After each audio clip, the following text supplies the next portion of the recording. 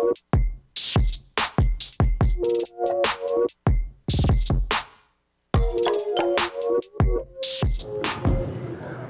to this Tuesday edition of FreightWaves Now. I'm your host Anthony Smith, and coming up, Andrew Cox is going to give us a shipper update. But first, we're going to go to Zach Strickland with a carrier update brought to you by PowerFleet. Stay tuned.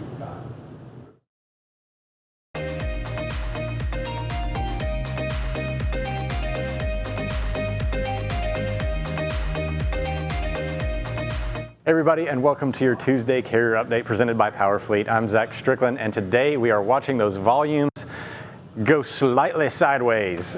So we talked about it yesterday.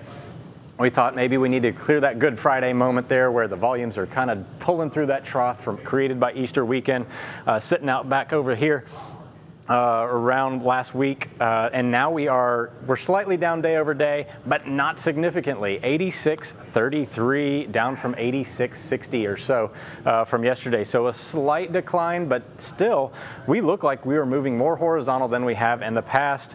Are we at the bottom? No, because it still hasn't fully recovered. We're not seeing those upticks just yet that are not created by the holiday, but it is looking like we are definitely towards the bottom edge, at least for now. Again, we are in a very unpredictable environment right now. We have not seen anything like this in recent history, so to call it a bottom after a few days is probably a little bit premature. So we'll continue to watch this moving forward just to see, but any slight horizontal movement is good news, considering we are roughly about 14%, actually roughly 10 to 12% below where we were this time last year. But again, that was also Good Friday, Easter week this time last year. So let's pull out and see where some of these volumes are moving. So since we are having a slight horizontal movement, that means that some of these markets are actually up throughout the United States. The 135 markets represented here on this tree map as you're looking at it from top left to bottom right. The biggest markets represented up there in the top left, Atlanta, Georgia, with 371 on the OTVI for that market. And then down here in the very bottom right corner, probably somewhere in Wyoming or a smaller market like that, but does not represent a lot of the freight market. But notice there is a lot of green here. This is the week over week change in outbound tender volumes that I have pulled up here. So you've got roughly a 3.4% increase in volumes in Allentown, Pennsylvania, for instance, 1.5% increase in Harrisburg. Now, Harrisburg, of course, being one of those big markets that we saw really drive the increase early on because it's positioned right over here next to the megalopolis over here. A lot of DCs, a lot of warehouses, a lot of short haul freight going into that corridor over there.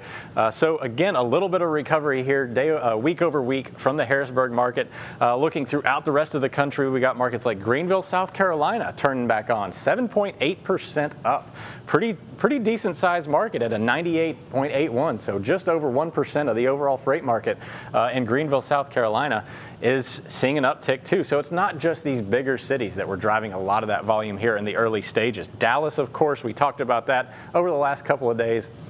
Dallas up 8.2%. A lot of freight moving out of the Dallas market right now, especially in the mid-haul ranges. So the Dallas market really showing up in terms of the big market volumes. The rest of the country, again, a good mix of up and down freight overall. So this does look like a pretty decent sign for the carriers out there expecting to see some form of recovery or at least less of a decline in the overall freight market. Let's pick on that Greenville, South Carolina market and see what it's actually happening on the timeline over here. So we've got all the length of hauls outside of mid-haul showing an increase. This is a good sign when you're looking at a market. When you see mostly green, that means that it's not just in one lane or two lanes that's going to drive a lot of the volumes going up, which is hard to do. So just one of them, and it's only down slightly to 0.45 day over day. So again, Greenville looking like a pretty decent uptick here in the dry van volumes. If you look at the chart over here to this side, you're going to see a pretty good climb from about 75 to 81 on the OTVI over the last several days.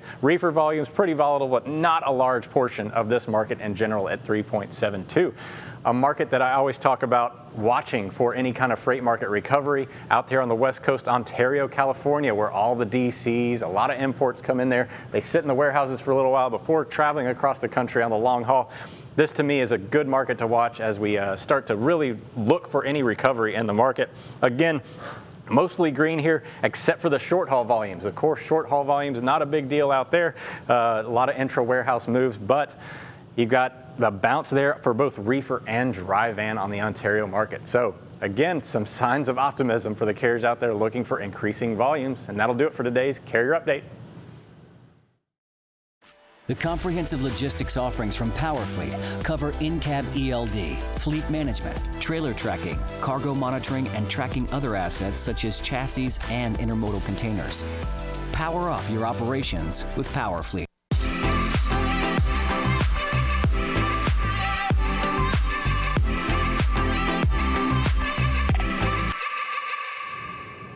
Welcome to your shipper update. I'm here with Andrew Cox. Andrew, what's the latest? Anthony, today we're talking about two key economic indicators that have had their biggest monthly drop from March to April. The first is the Empire State Manufacturing Survey. So this is a survey of industry participants in New York in the manufacturing sector. And this just is horrible because this is the first index, manufacturing index that we've had for April, and it's really ugly.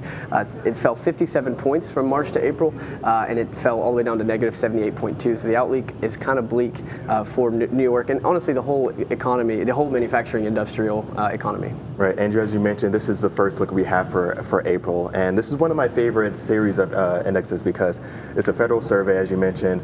It's gone by region to region, so we get a little bit more of a granular outlook on different parts of the country, and we get a little bit more of a forward look compared to some of the more larger macro releases like industrial production. So this is really telling for what's happening right now and really what manufacturers are seeing. And as you mentioned, that's a substantial drop. I mean, the last drop we saw, I think it was around somewhere over 20 or 30 points or so. Yeah, it was like negative 20, a big jump. And so it's just like the jobless claims, just when you thought you saw something horrific, it just dips down and doubles down even lower. And so seeing that number is definitely frightening.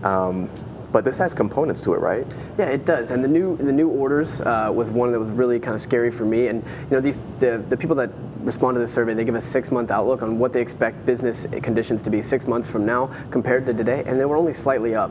It's only slightly better than right now. And right now they're absolutely terrible. So the idea is that this is going to be a really long and slow recovery. And as I said, people think of the manufacturing industry as a conveyor belt, but it's more like a ballet with a lot of moving parts that have to fit together at the same time to really make a product from out of the ground to finished product. So it's not going to be able to just snap our fingers and get everything back to normal. Right, definitely one thing that might need a little bit of prodding when we're looking at this. This could be one that is going to need some encouragement, maybe by way of incentives or potential some kind of tax breaks to kind of really spur some activity with manufacturing. This is that second stimulus that people are kind of talking about.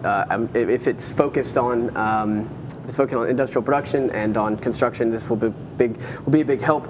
We can talk about construction a little bit too. This is the National Association of Home Builders single family home confidence index. It fell its largest fall from March to April as well, down 42 points. This is just another sign, down to 30 in April. Just a bad sign for home builders. It was such a bright spot for the beginning of 2020 and the end of 2019. With interest rates so low, you have all this pent up demand.